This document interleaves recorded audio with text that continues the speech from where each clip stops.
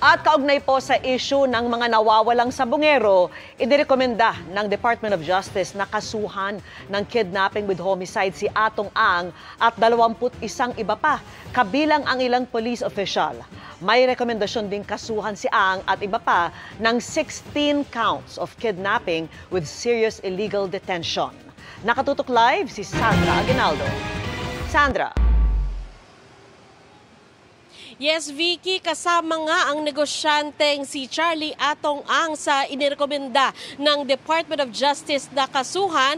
Kaugnay nga po yan sa missing sabungeros at 10 counts ng kasong kidnapping with homicide ang inirekomenda laban kay Ang at 21 iba pa kabilang sa listahan ng pinakakasuhan ang mga opisyal ng pulisya kabilang sina Lieutenant Colonel Ryan J. Orapa, Police Major Philip Almedilla at iba pa. May hiwalay pa na 16 counts of kidnapping with serious illegal detention na irekomenda na isampa laban kay Ang, Orapa at Almedilla at ilang John Does o hindi pa nakikilala mga pulis sa grupo ni Orapa.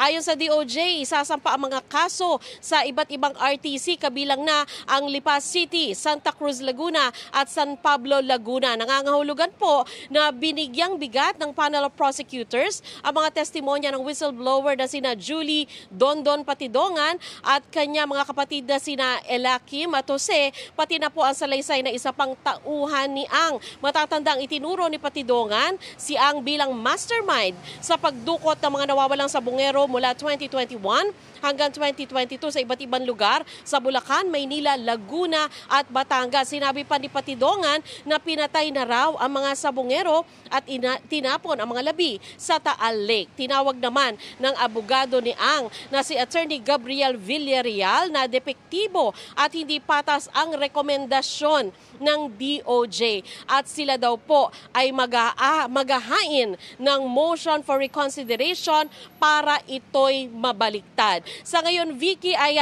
sinusubukan pa nating kunin ang panig ng iba pang nirekomendang kasuhan. Yan muna po ang pinakahuling ulat. Balik sa iyo, Vicky.